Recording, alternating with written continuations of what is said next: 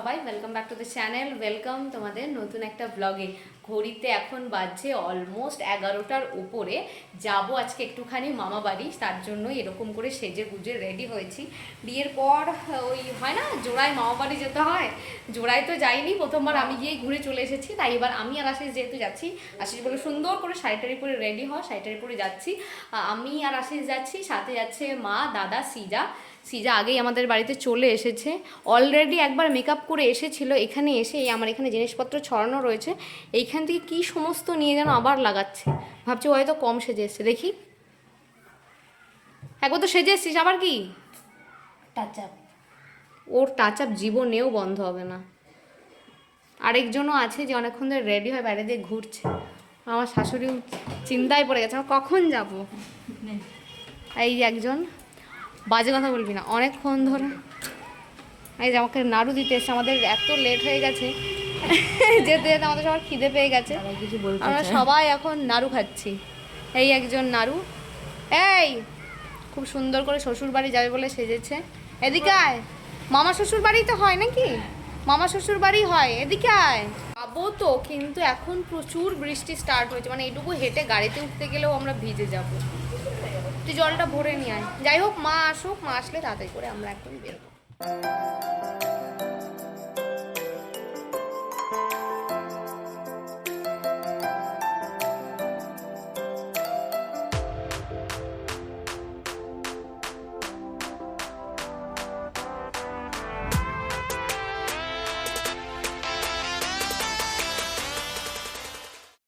চলো তাহলে এখন দুগ্গা দুগ্গা করে মামা বাড়ির জন্য রওনা দেওয়া যাক।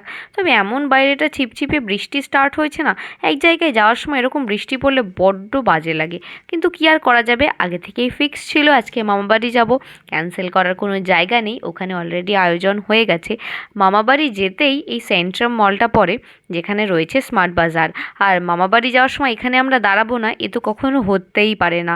আসলে গাড়িতে করে যাচ্ছিলাম, হঠাৎ করে মায়ের আর আশিসের দুজনেরই না শরীরটা একটুখানি খারাপ লাগছিল, বলতে পারো ওই একটুখানি মুড চেঞ্জ করার জন্যই আমরা এখানে দাঁড়িয়েছি।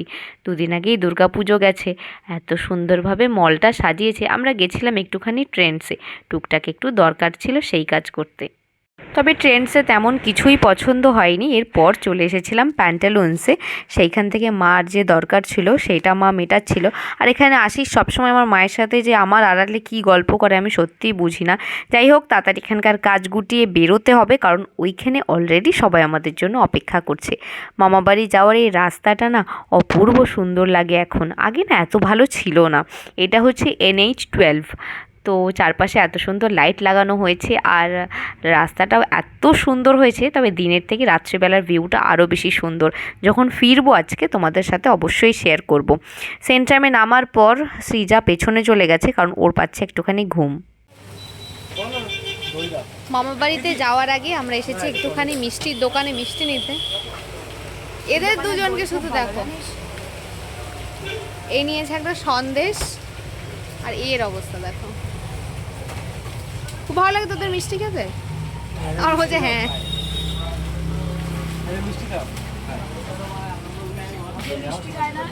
জীবনে পাপ করেছে, পাপ। তাই মিষ্টি খেতে পারে না? আচ্ছা বাবা, একটু কম করে কামড়টা দিয়ে। এসবে ভাগ হয় না। আরেকজনা খেতে খেতে এই সাইডে এসেছে, আর কি খাওয়া যায় সেটা দেখছে।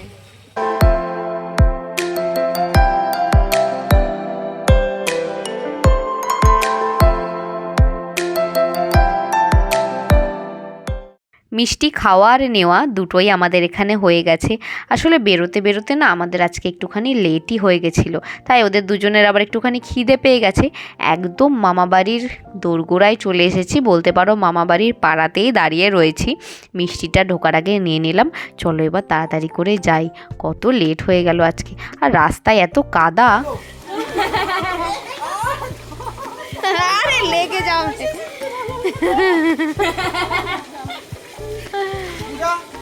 হ্যাঁ ধর, হ্যাঁ কেন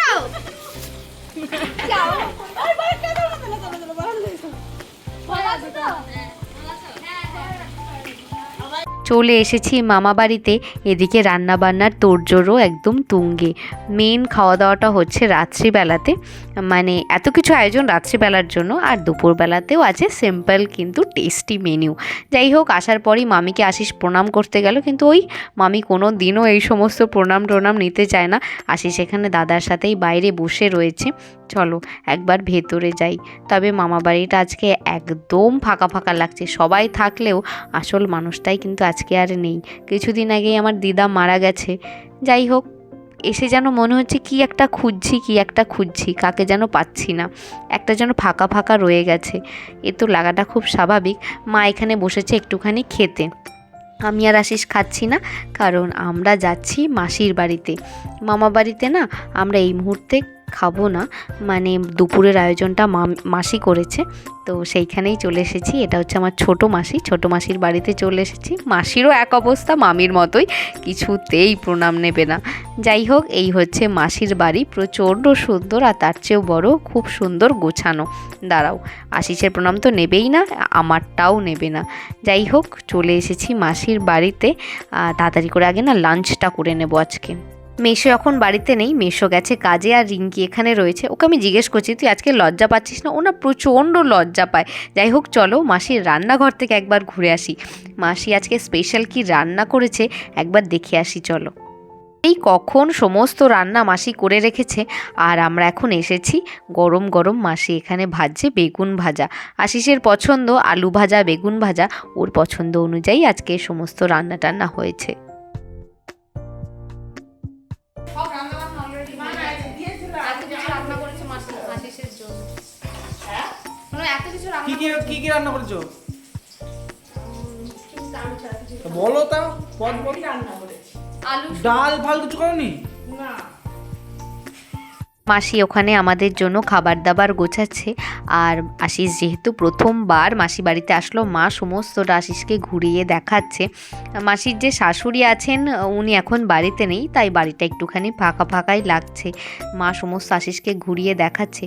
খাবার দাবার মাসি এখানে টেবিলে একদম সাজিয়ে দিয়েছে। আশিস মনে হয় দেখেই ভয় পাচ্ছে। যাই হোক, প্রচুর কিছু রান্না করেছে মাসি, সুন্দর করে সাজিয়ে গুছিয়ে দিয়েছে। মেনলি আশিস যেগুলো খেতে ভালোবাসে বেশিরভাগটা সেখানেই রয়েছে। টেবিলে এখনও পর্যন্ত সমস্তটা আসেনি। আর আজকে এখানে খাচ্ছি আমি, আশিস আর সৃজা। মা ওই বাড়িতে খেয়ে নিয়েছে, মার একটুখানি খিদে পেয়ে গেছিলো। আশিস এখানে খাচ্ছে হচ্ছে কচু শাক দিয়ে। প্রথমে ওর জন্য আছে আলু ফুলকপির তরকারি, তার সাথে আলু ভাজা, বেগুন ভাজা, মুগ ডাল, আর মুগ ডাল মানে ভেজ ডাল করেছিল মাসি। সিজারে কারোর দিকে তো তাকাচ্ছিস না, ভাত ভাত মেখে নিলি। হ্যাঁ, তারা কিসের? আরে খাবারগুলো খুব টেস্টি। কি রে, খাওয়া দাওয়া ঠিকঠাক ছিল? পেট ভরে গেছে মাঝে, দেখি পেটটা।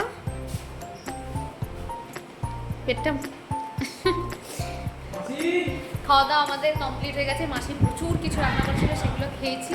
এখন একটুখানি রেস্ট নেবো মাসির পরে দিয়ে। মাসায় শুধু শুধু ঝামেলা করছে। এই তুই কোনোদিনও পান খাস? মাসি দুপুরবেলা খাওয়া দাওয়া করার পর গল্পগুজব করতে করতে অনেকটা সময় কেটে গেছে। এখন আমি আর আশিস মামার সাথে যাচ্ছি একটুখানি বাজারে। আশিস প্রথমবার যেহেতু মামা বাড়িতে এসেছে, তাই মামার তরফ থেকে আশিসের জন্য ছোট্ট একটু গিফট রয়েছে। মামা বললো যে ও একটা জামা নেবে, চল তুইও সাথে চল। তো আমি মামার এক বন্ধু মিলে মামার গাড়িতে করে এসেছি। আর এই টি শার্টটা আশিসের জন্য নিলাম। মামা শার্টের কথাই বলেছিল, কিন্তু আশিস শার্টটা না খুব একটা পরে না। মামার গাড়িটা বাইরে দাঁড়িয়ে রয়েছে, আর বাইরে ঝমঝম করে বৃষ্টি এখনও পড়ে চলেছে। যাই হোক, এই সমস্ত কিছুর ফাঁকে চলে গেছিলাম একটুখানি শাড়ির দোকানে। ফুলিয়া মানেই তো শাড়ির একেবারে ভান্ডার। তো এখানে একটা বুটিক আছে, সেইখান থেকে আমি আর মা প্রায়শই শাড়ি নিয়ে থাকি। গেছিলাম সেইখানেই। মায়ের দুর্গাপুজোর গিফটটা না ডিউ ছিল, সেটা মাকে দিয়ে দিলাম। আর ওই তার সাথে আমারও একটা পছন্দ হয়ে গেছিলো, তাই সেটা নিয়ে নিয়েছি। আর ইনি হলেন গৌরী মাসি। মা ছোটোবেলা থেকে না সমস্ত ব্লাউজ বা চুড়িদার এখানেই বানাতো, আর আমিও এখন ওনার কাছে এই সমস্ত কিছু বানাই। তাই শাড়ি কিনে একেবারে ব্লাউজটা ওনার কাছে বানাতে দিয়ে গেলাম। কি করতে মেলায় যাচ্ছি আমরা? ঘুরতে যাচ্ছি। আমাদের কোনো কাজ নেই অ্যাকচুয়ালি। সাথে কে কাজ দেখি দাও? আমার সাথে মেঘা আছে, বুবাই আছে, বৌদি আছে, মামা আছে, আর আশিস আছে। আশিসটা কে? আশিস এই গড় সে দেখিয়ে যাই হোক আমরা এখন যাচ্ছি, অপেক্ষা করছি টোটোর জন্য। মামা যাবে? এমন weather, এমন আরে চল, 10 weather, মিনিট আমরা থাকবো, ঘুরে টোটো চলে মোটো কিচ্ছু পাচ্ছি না। একটা টোটো এসেছে, চলো মেলায় গিয়ে দেখি কি আছে মেলাতে। কিন্তু টোটো আমাদের নেবে না মনে হয়, চলে গেল। আরেকটা আসছে,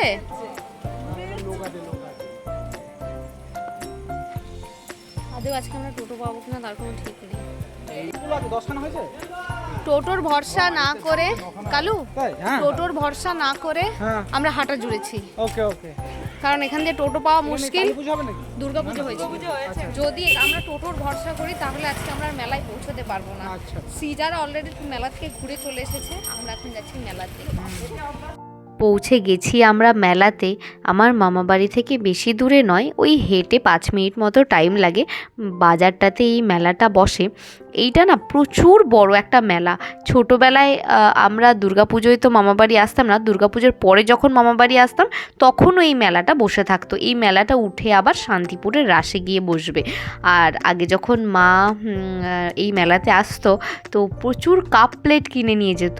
এখন নানান শপিং মল হয়েছে, সেইখান থেকে বিভিন্ন ধরনের ফ্যান্সি কাপ মা কিনে নিয়ে আসে, কিন্তু আগে মায়ের সারা বছরের কাপ কিন্তু এই মেলা থেকে কেনা হতো। তবে আজকে বৃষ্টির জন্য আর এই ওয়েদার খারাপের জন্য না একদম দোকানপাট বেশিরভাগটাই বন্ধ, কিছু কিছু খোলা রয়েছে। আর এই মেলাতে না প্রচুর ওই বটি, তারপর ছুরি, হাতা, খুন্তি এই সমস্ত পাওয়া যায়। তার সাথে সাথে আছে এই সমস্ত কাঠের দোকান। তবে মেলাটা যদি আজকে খোলা থাকতো, এই মেলাতে কাচের চুড়ির দোকানও বসে, প্রচুর বড় একটা কাচের চুড়ির দোকান বসে। ছোটোবেলায় যেহেতু আমি নাচ করতাম, মা এইখান থেকে সমস্ত চুড়ি কিনে নিয়ে যেত আমার প্রোগ্রামের জন্য।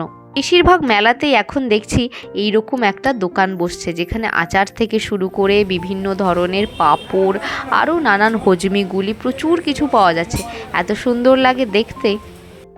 খাবো বলে একদম আঁচল বুঝে নিয়েছি হচ্ছে, একটুখানি খাবো ফুচকা, বাড়িতেও রান্না হয়েছে সেটাও খাবো, আমরা একটুখানি ফুচকা খাবো। ছোটবেলায় এসে আমরা এই দোকান থেকেই ফুচকা, কার সাথে ছোটবেলায় আসতাম? এর সাথে? হ্যাঁ আমরা যারা ছোটখাটো যে কজন মেলার বেশিরভাগটাই যেহেতু বন্ধ, তাই খাবারের দোকানও তেমন কিছু বসেনি।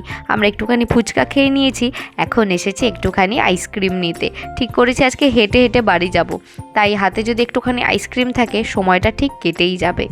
সবাই মিলে আইসক্রিম খেতে খেতে, হাঁটতে হাঁটতে, গল্প করতে করতে একদম বাড়ি পৌঁছে যাব। এই ঘন্টা সিজা আমাদের ছেড়ে বসে গেলি?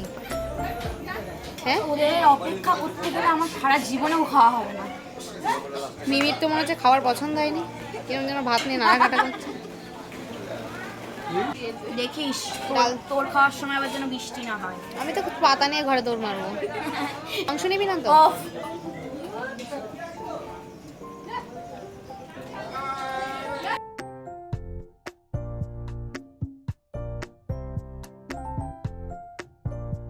সুন্দর আয়োজন করেছে তোর জন্য, একদম রাত্রেবেলা পছন্দের খাবারগুলো আশিসের জন্য আজকে এসেছে। সুন্দর, মামি আমার সেরা। ভাত আছে, আলু ভাজা আছে, পেঁয়াজ দিয়ে আলু মাখা আছে। আমার আলু মাখাটা নিয়ে নিস। বুঝলো পেঁয়াজ দিয়ে খাবো? পেঁয়াজ দিয়ে ভালো লাগে বলে পেঁয়াজ দিয়ে করেছে। ও মামি ওর দই মিষ্টি আর এখানে আছে ডাল আর আলুর দম। চাপ আমাদেরও দাও। আমরা দুজন ঘরেই আছে, খেতে বসেছি। আর মেন হচ্ছে মামা বাড়ির আলু ভাজা, আর তার সাথে আছে মুসুরির ডাল। আমি খাসির মাংস খাবো না, আলু আর ঝোলটা দিয়ে খাবো। এদিকে আমাদের সবাই আছে, দাদা, রিঙ্কি, ওদিকে আছে মিমি, যার মুখ দেখা যাচ্ছে। যার মুখ দেখা যাচ্ছে না। এই যে এর মধ্যে কালো জিরেও দিয়েছো। আমাকে দিস না এতগুলো, খাও তুমি অল্প। গরম দেয়। না না ওইটা ও দিয়েছে ওটা খেতে হবে, ওটাই খেতে হবে। খাবো তো, খাবো তো, খাবো। খাবে ওর বসে। তারপরে আবার সবাই গরম দেয়। আরে গরম দেখালে আমি আছি তো। খাবো, আমি খাবো। আচ্ছা ওখানে বসে থাকো, তুমি টেনশন করো না, এই তুমিও বসে থাকো। বাপির আসার আজকে একদম কথা ছিল না, হঠাৎ করে বাপি ফোন করে বলল আমিও আসছি। আসলে এখানে সবাই মিলে এত মজা হুল্লোড় হচ্ছে তো বাপি তাড়াতাড়ি নিজের কাজ গুটিয়ে চলে এসেছে। যাই হোক, খাওয়া দাওয়া আমাদের হয়ে গেছে, এবার ফেরার পালা। সবারই মনটা একটু খারাপ, কিন্তু সামনেই যেহেতু কালী পুজো, সবাইকে বাপি বারবার করে বলে দিচ্ছে যাতে যেন সবাই কালী পুজোয় আসে, তাহলে সবার সাথে আরেকবার দেখা হয়ে যাবে।